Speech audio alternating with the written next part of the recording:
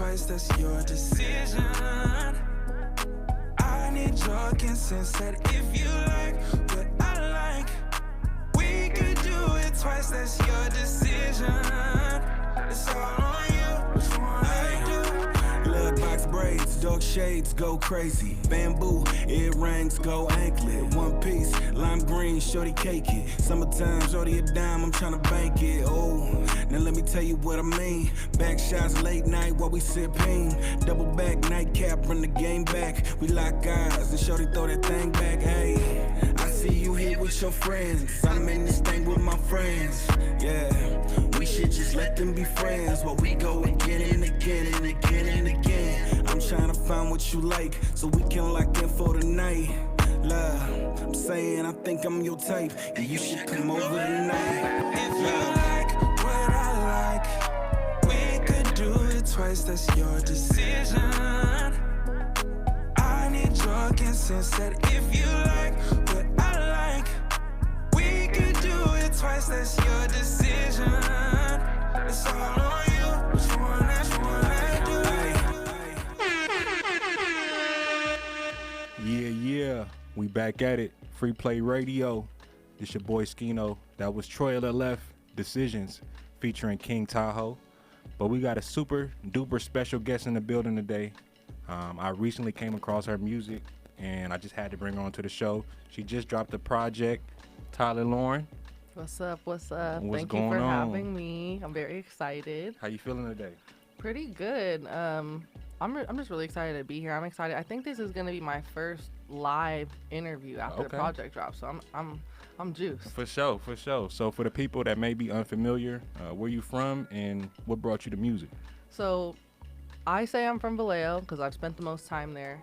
But I also like to, when I dive more into it, I like to let people know like I'm really like a Bay Area product through and through.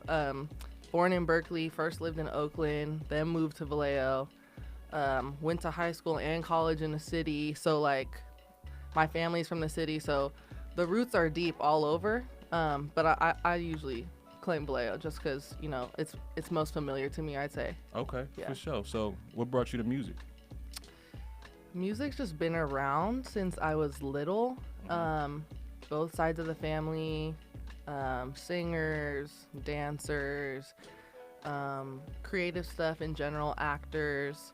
So I've been around music and music lovers, even the ones who would say they don't personally have talent, you know, like the love of music was always there. And just like ever since I can remember, I've been like clanging on the keys or like trying to sing karaoke or something. So there's just not a time I can remember where it wasn't like around very heavy. Okay. Yeah. So with such a rich background in music, how would you describe your sound?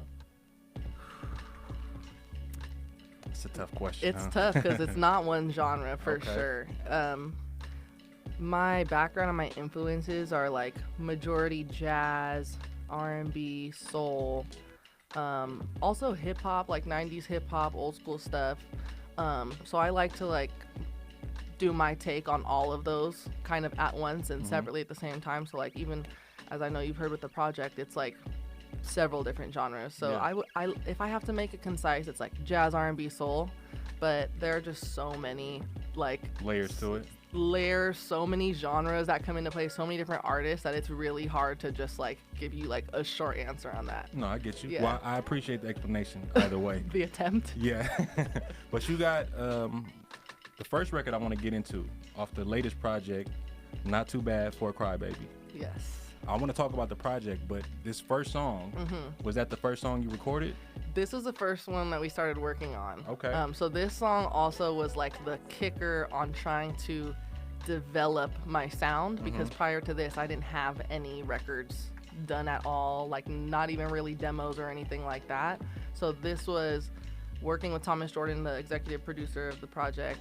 This was like our first song where we like sat down to make the beat, to start writing. And this is also the only song off the project that I didn't write in full. Everything else I've written in full. Thomas Jordan went ahead and lobbed me the second verse on this song, so that's written by him. Okay. But yeah, this was like the start of the journey a few years ago. For sure. So before we get into it, where can the people listening follow you on social media, and where can they find your music? Okay, so people tend to have issues with this handle. So really quick, it's Tyler Lauren, right? Spelled like Tyler, Tyler Lauren, like Ralph Lauren, the designer. That's what my mom, shout out my mom, because she wants to name me that literally after Ralph Lauren. Anyways, it's Tyler L-A-A-A-U-R-E-N, so 3 A's in Lauren. Or you can just search regular spelling Tyler Lauren on Spotify, Apple Music, or anywhere you listen to your music, really. Okay, Yeah. for sure. So we about to get into it. Tyler Lauren, Full For You, off her latest project, Not Too Bad For a Crybaby. It's Free Play Radio.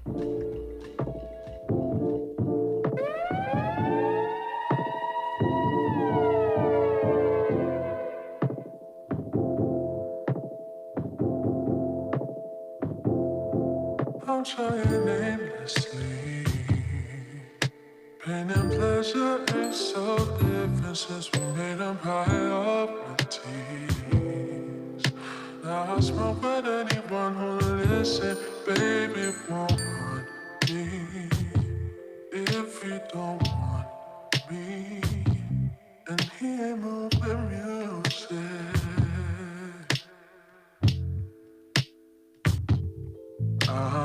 Fool for you. What's a fool to do when she can't do this? Baby, yeah. Say it softly, driving on me. Some on my chest, baby, take it off me. Land it in the western. Bitches don't feel the same like yesterday. Days aren't the same without you at all. I'm just a foolish soul. Don't kill me, no coup d'etat. Baby, it's you that's wrong. 'Cause baby, you said all good things get better with time. So the more we fall back, things just fall in line. May heaven watch the foolish lover in content, but in all the chips as soon as she brushing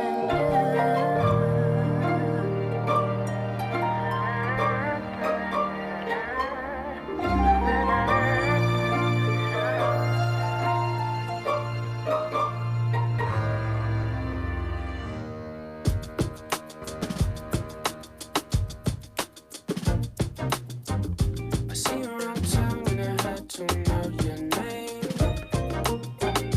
Part of my French doesn't make sense, okay. I'm just a role player, but today I might play for your heart.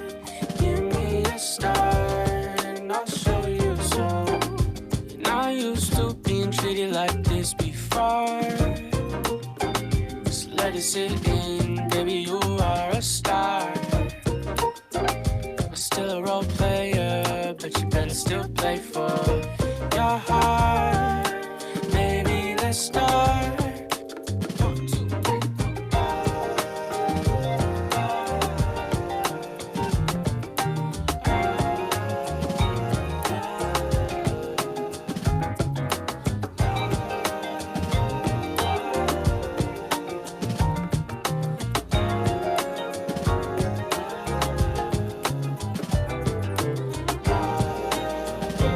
I'm a stranger, but I'm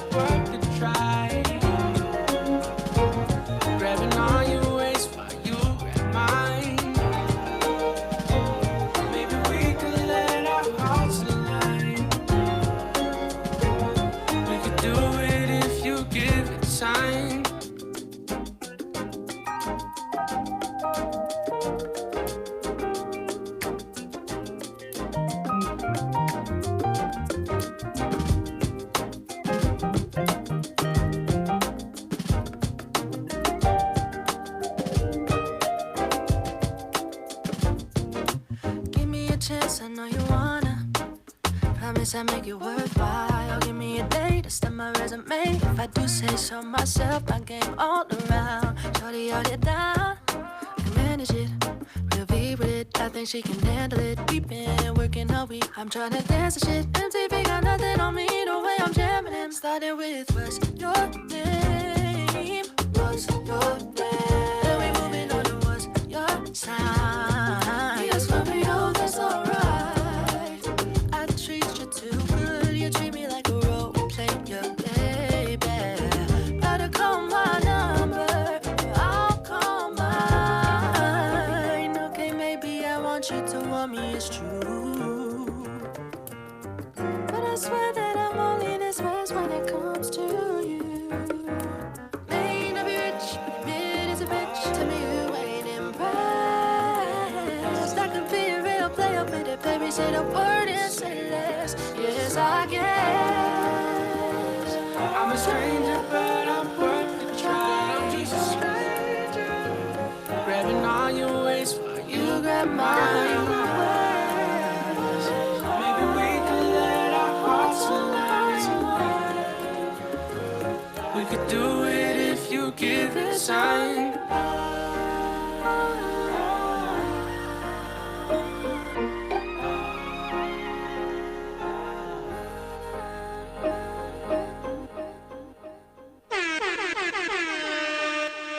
Yeah, we back at it.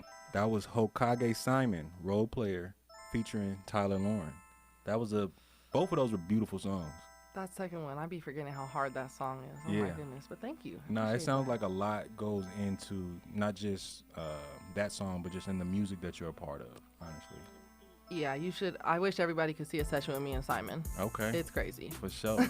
But you got the new project out, Not Too Bad for a Crybaby. Mm-hmm. What does that title mean to you? Does that have anything to do with your zodiac sign at all, or? It's kind of okay. So I've never been labeled like a crybaby or anything growing up. If we want to talk astrology for everybody out there who knows their stuff, I have an Aquarius moon, which is like complete opposite of a crybaby, right? So I was never like that, but I also kind of like was someone who was non-confrontational, didn't really stir the pot like that growing up, whatever. And I found that as I started to get older and sort of like coming of age type of stuff, asserting boundaries, you know, all of the above. That's when people started to take issue to things, you know, and like started to label me as certain things or call me out my name or whatever, and sort of just like give me names that had a connotation of like you're complaining when really it's asserting boundaries, or like I'm learning about myself when and people are turning it into some completely other thing. So this project was really just me going like, I'm just gonna make music that feels like me. I'm not gonna really like go really hard on a specific prompt or specific inspiration. This is just about showing people who I am, developing my sound. I'm just starting out, doing whatever comes out. And so I felt like it was a really fitting title to kind of reclaim those names that people were giving me. And, you know, it's kind of fun to piss people off. So I feel like the people who that was for will definitely know that's for them. I felt like it was a fitting title. I don't know. Right. No, I got you. And Yeah. I can hear that in the music as well, you know. What was the recording process like? Because you say did you work with one producer? Yes. So I think that helped a lot. Thomas Jordan executively produced the project, and he signed on for an entire project when I did not have like a catalog at all. We were going off of him seeing some videos and clips from live performances or hearing me sing live and in person, and that was enough for him. So like I'm forever grateful to him because a lot of people were not willing to give me that chance without a record already to go off of. I think it was really helpful to work with one person the whole time because there was no running away from the process. Got you know? But in terms of the process of learning how to record in a studio, my whole background is live. I was taught how to sing for a live audience, or if I need, for example, to control dynamics, I grew up learning how to do manual mic control, pulling things away or whatever. So having to then put on headphones, which makes a completely different acoustic experience, and then having to work with specific equipment and what's best for that equipment was really difficult for me at first. And I remember a lot of people going like, "Oh, this is just the start. Like, wait till you have to tackle the live performance." And I would be like, I want to be at that level already. Like, that's Yeah. what I do. So the hump for me, the most difficult part was learning how to record in a way that felt comfortable for me. And I'm a perfectionist, so when you do live shows, there's no like, okay, we can do 50 takes of this. Right. When you're in the studio, you can go forever. So I think a big lesson for me was learning when to stop, when it was okay, when the imperfect takes actually had more character. But once we did get over that hump, then it was just all creativity coming in. Thomas Jordan is like nuts in terms of creativity as a producer. So once we got over Fool for You and then maybe like the first couple demos of Annie, then we were like really rolling. And I'm just very happy that he gave me a chance to figure it out and then also hop on some production with him. Like I don't know, I can't think of another producer that was willing to give me that shot. So Right. forever indebted to him for that, for sure. Right. And Yeah. I have to ask, like, what did that do for your? I mean, I'm pretty sure you were already confident and as a vocalist, but becoming an artist and having to market yourself and having to Yeah. do music videos, what did that motivation do for you? Just having a producer take that chance. It gave me a lot of reassurance because everyone who's close to me knows when I'm not on stage, I'm very shy. I'm very introverted. Like I didn't get over my stage fright till I was like 16. Like so, but it was just very, you know, I'm used to if I have to play a part, it's like outside of me. So like having to do music videos and it's like I have to play me. Yeah. It was just like it was a very weird experience, but like the growth has been like insane. And I think having a producer that already had credits that are nuts. Yeah. Like he's worked with Pilo, he's worked with G-Eazy, like he's literally worked with so many people. To have him co-sign, that really kickstarted like my ability to start making connections. And in the pandemic, like I couldn't meet people in person for Right. hella long. Right. But I had people going like, "Oh, you're the artist that he's working with? All right, cool." So that was just like, that also speaks to his love of the craft.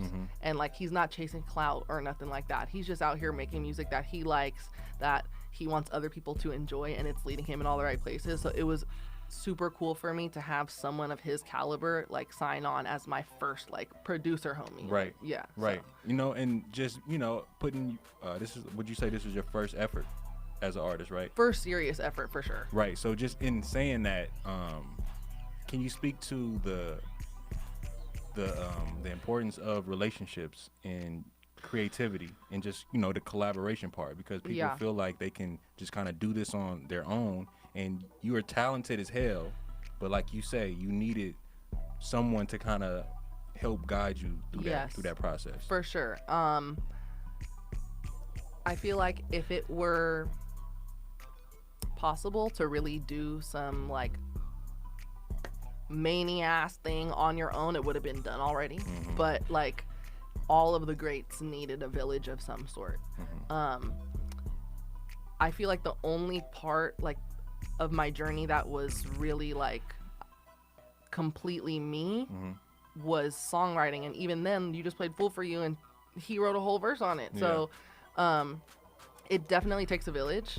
And because of my like very shy introverted nature, if I didn't have a group of people around me pushing me, like the way I even got to work out a deal with him was not even through me, it was through a friend who like tricked me into a meeting. Like knowing that I wanted to do it secretly, but I was Right. like too shy to do it myself. So I definitely needed people around me to just like outside of music just be friends and like push me to like do what they knew I wanted to do. Like, so by no means was this like a solo operation at all at any point. Right. Yeah. No, and that's beautiful. And I like to hear, you know, artists just kind of, you know, commend the people that they work with. Yeah. Because, you know, as a songwriter, I feel like certain songwriters, they don't want to say that someone wrote for them if they're actually a singer. They don't want to put it out there. They kind of want to keep it under wraps. So Yeah. I appreciate you just saying that and giving him his credit, or you just giving whoever their credit. Yeah. Just as far as the process goes.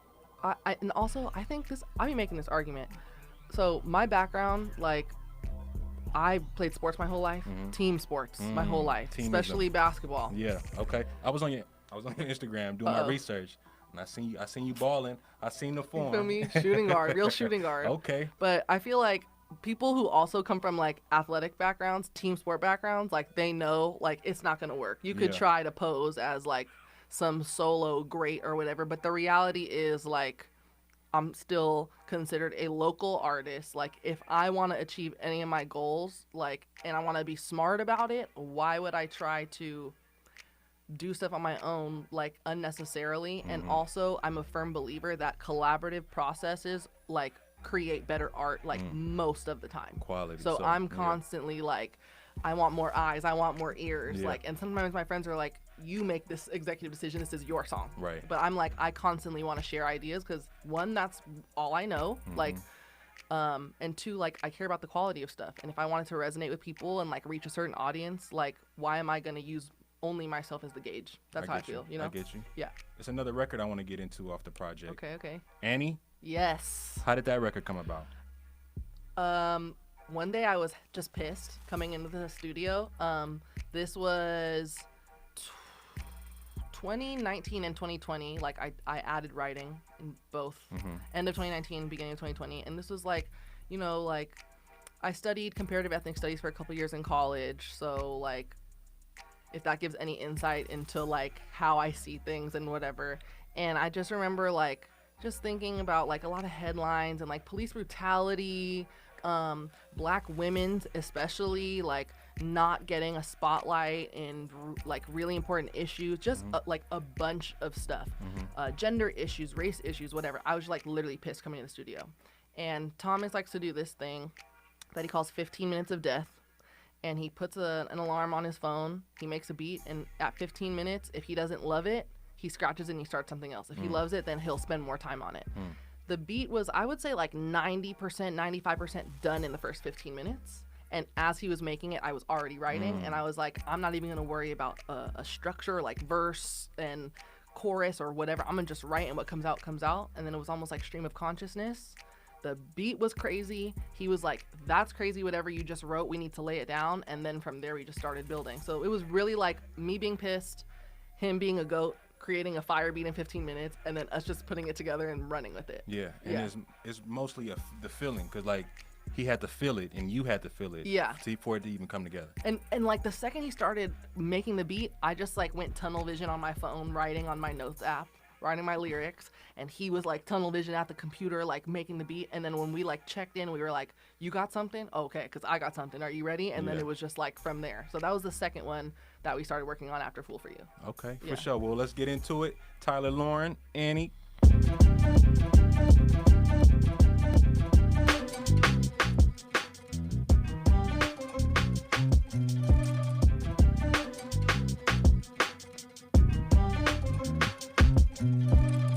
Put you on, she don't know about tomorrow. Running back to homeland like it wasn't borrowed. Take care, you know the way they feel about you. Cause you macchiato color girl and you switch when you move. You smell like cocoa butter, soul food. All the white they sold you. Niggas in their hatchbacks, freestyling the old school. All got AF1s on and they double as our churches. Now it's graduation day, but can I wear my FUBU? You wanna see my laundry list? I wanna be, I wanna 6. I wanna rock the freshest kicks. I wanna be like normal kid, yeah. Occupy the streets until you occupy that selling. It's a shame you still the same, cause you can't move around too well. Niggas stop and make a sale, or the hood move on and chill. I'm a baby with some lunch that and some shoes that I can't fill. Lost in the fine print, gone into hiding. Little zip locking, bars to confinement. And I wish I was grown, want a house to call my own. With ice cream man and tell them white folk get up on my home.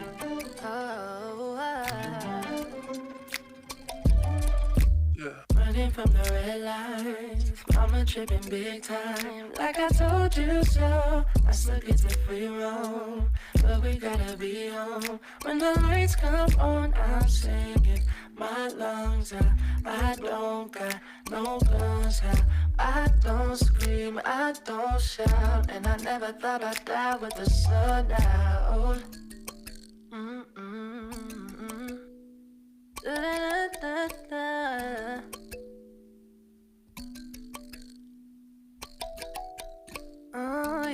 wanna see my laundry list. I wanna sit. Wanna rock the freshest kicks. I wanna be like normal kids.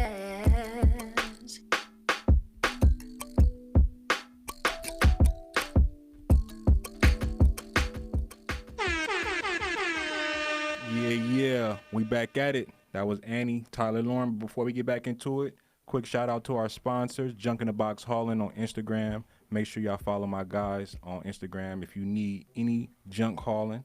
We also just announced the Best of the Bay Awards, Free Play Music Group. We just wanted to take this time to acknowledge our peers that are putting a lot of work in the Bay Area. We will be announcing the nominees. But Tyler Lauren is here, and I just have to ask you, what is the overall message that you want to get across with this project, if any overall message? This is more about, like, I feel like sharing what I'm about and, like, letting people meet me through my music. I love writing. I love all styles of writing, and I feel like with future projects, I'll go more singular and kind of have, like, a singular message or kind of like a singular story that I want to convey. But this one was really me, like, letting go of all that and just showing people range, what I like. I felt like if I just follow trying to make the music I like and making sure it's good in quality, then good things will happen. Like, I shouldn't focus on the other stuff. So this, if anything, was more of just like an introduction to me and what I'm about, what I like to do, the sounds I gravitate toward. But I definitely see myself in the future switching up that writing style and kind of going one continuous or singular story per project. Okay. For sure, yeah. For sure. I'll always like to ask this. Who are your top 5 artists Okay. of all time? All 5? Okay. Or 3 to 5. It could be personal favorites. Okay, can I go with the 5 that I feel like influenced my sound the most? Yes, of because course. I have so many favorites across so many genres, but I feel like influenced me and my music the most. I'm going to say, in no particular order, Amy Winehouse, Lauryn Hill, Okay. Stevie Wonder. I'm going to say Ella Fitzgerald. Okay, I'm going to have to check her out. Oh my gosh. The This finale, is hard. The final one. I might go Andre 3000. Okay. I might. I'm fucking with it. I haven't heard of Ella Fitzgerald. I got to check her out. Oh, she's a jazz great. Okay. And so many things that people, jazz, R&B, soul, do now, you can trace back like almost, like 80 years ago or something like that to like stuff that she was doing. Damn. So she's the GOAT for real. And I grew up on a lot of like grandparent music type of jazz, like old jazz. And she's just like, she's like the mother of the jazz world. Like, you know Okay. what I mean? So I feel like she, even down to songs like Annie, I feel like sometimes I think of runs and I'm like, this is some jazzy stuff that maybe I'm picking up from all the Ella records I listen to. So it's out there, but I think she definitely played a big role for me. Okay. Yeah. For sure. I like that. You have a show coming up. I do have Is a it show. this week on the It's 11th? This week, yeah, Friday, November 11th. There is a time change, so doors now I believe are 8:30. But I'm going to be posting everything. It's all on my social media. All of my social media, by the way, has a link in it that is like a comprehensive link of like all links that you need to know with me, like write-ups or like the link to this show or the show on Friday, just FYI. But yeah, it's going to be this Friday, I believe. Doors are 8:30. We're going to have some fire DJ openers.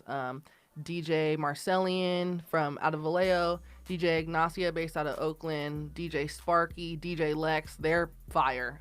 And I've usually, heard of DJ Lex. yeah, people usually recognize them from social media, from TikTok. They be doing it. Yeah. Okay. So that's gonna be really fun. And then I have a 5-piece live band, and we're gonna be doing Hell a set. yeah. Hella unreleased music too. So Come on now. Talk about it. Yeah. Where is the show at? it's gonna be Elbow Room Jack London in Oakland. Okay. Yeah, For sure. It's 21 and up. I like to do all ages, but what are you gonna do? So hopefully next one is gonna be all ages. For sure. Yeah. For sure. Well, I want to thank you for pulling up and expressing your creativity to me and to us on this platform. Thank you for having me. For sure. You're a really good interviewer because a lot of people don't know what they're doing. So Well, thank you. I've This been was doing very this shit for about 7-8 months. So shout out Burns and All In That's Radio. it? Yeah. man, wow. Yeah, I Okay. appreciate that. Okay. But thank you. You got another record I want to get into. You just dropped is the video out? Come Pick Up the Phone? Yes, the video's out. I want to say this song is what made me like reach out to you. Yes. So this is like Shout one of out them ones. Brandon Lee Davis, the director. He directs a lot of stuff for Pilo, Twee. So he's goated. But he worked with us. Just really quick before we get into it, for the video, a lot of the R&B girlies right now are doing the rotary phone aesthetic on the bed, which I love it. It's always cute.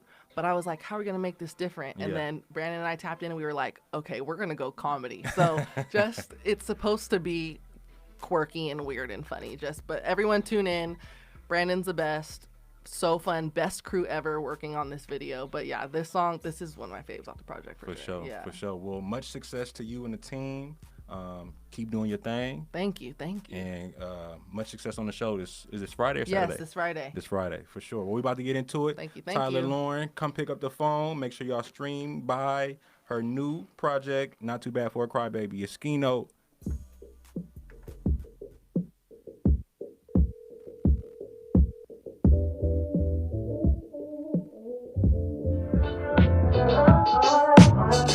I know I promised that I wouldn't call, and I know good manners won't help me at all, but I heard a melody that sounds like your name. Let me explain, babe. Let me show you what I got to say. So honey, if you're there, just come pick up the phone. As if you're still alone, you know I still got it for ya. Your call has been forwarded to an automatic voice message system. And I don't mind the wait if you need time apart.